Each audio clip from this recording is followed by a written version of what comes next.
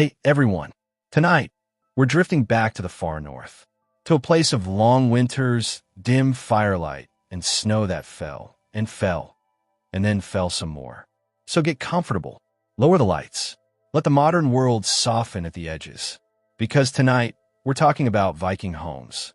Not their raids, not their axes, but their roofs. Specifically, why those roofs, made of wood, turf, and stubborn optimism, almost never collapsed under snow that would panic a modern building inspector into early retirement. And as with most things in history, the answer is not they were geniuses. It's more accurate to say they were practical, deeply suspicious of nature, and painfully aware that freezing to death indoors would be embarrassing. The Viking Age, roughly speaking, stretched from the late 8th century into the 11th. These people lived in Scandinavia, Norway, Sweden, Denmark, places where winter is not a season, so much of the lifestyle choice forced upon you by geography. Snow wasn't a surprise. It wasn't an inconvenience. It was a recurring character in their lives, returning every year with the same enthusiasm and absolutely no concern for human comfort. If your roof collapsed in January, you didn't call a contractor. You froze. So Viking architecture evolved the way most good ideas do, through repeated exposure to consequences. Let's gently imagine a Viking household. A long house, low to the ground, stretched out like it's already tired. Inside, people sleep, cook, argue quietly, and try very hard not to think about how thin the walls are. Above them, snow piles up, heavy, relentless. And yet, the roof holds. This wasn't luck. It also wasn't advanced engineering in the modern sense. It was something much simpler. First, the shape. Viking roofs were steep, not stylishly steep, urgently steep. The angle was dramatic enough that snow didn't feel welcome. It slid. Slowly, grudgingly, but it slid. Flat roofs are an invitation. Steep roofs are a polite refusal. Snow doesn't accumulate if it can escape. And Viking roofs were designed like bouncers at a very exclusive club. Then there's the weight issue. Modern roofs tend to be light, efficient, optimized. Viking roofs were dense. The core structure was thick timber, heavy beams, wide spacing, no delicate trusses, nervously hoping for the best. These beams weren't just holding up the roof. They were daring the snow to try something. But the real secret, the thing that surprises modern readers, is what went on top of those beams. Turf, actual grass-covered earth, layers of birch bark first, then sod cut straight from the ground. Roots and all. From a modern perspective, this sounds insane.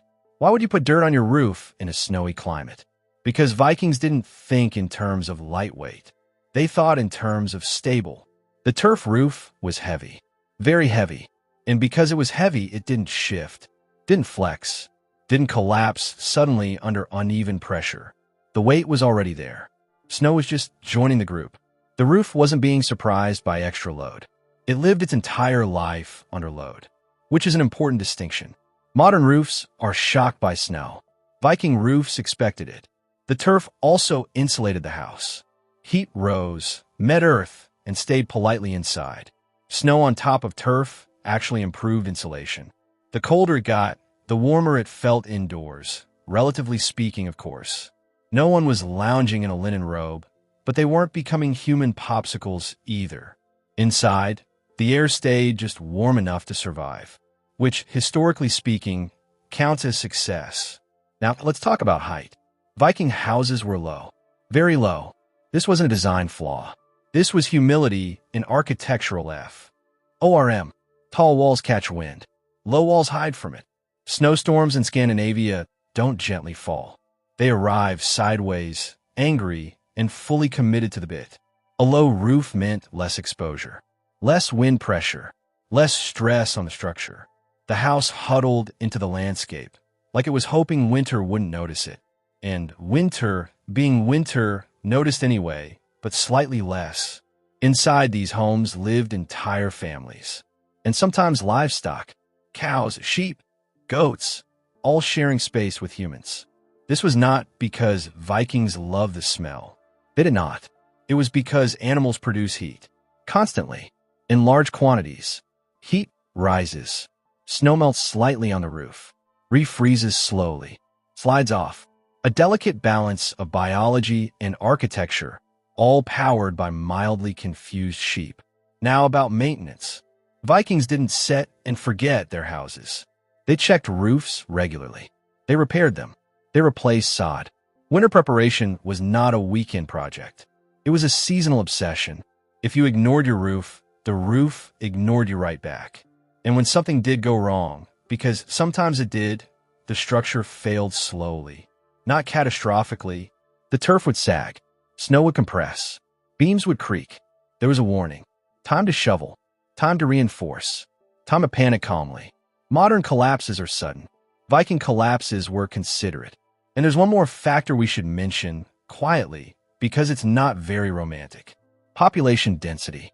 Viking settlements were small. Houses were spaced out. If one roof failed, it didn't trigger a chain reaction of structural doom. No shared walls. No domino effect. Just one very cold family learning a valuable lesson. Over time, those lessons accumulated. Bad designs disappeared. Good ones survived. Literally, this is how most Viking technology worked. Trial, error, death, improvement. By the time the Viking Age peaked, their roofs were not experimental. They were refined by scent. Years of winter-related disappointment. So when we say Viking roofs never collapsed, what we really mean is the designs that collapsed didn't last long enough to be remembered. History has a survivor bias. Architecture especially. What remains are the solutions that worked just well enough. As we let this thought settle, imagine the sound of wind outside a Viking longhouse. The fire crackles. Someone coughs. Snow slides softly off the roof. Above it all, the turf holds. Not because it's elegant, but because it's stubborn. And stubborn, as it turns out, is an excellent building material. Let's drift gently onward next time, deeper into the quiet logic of people who built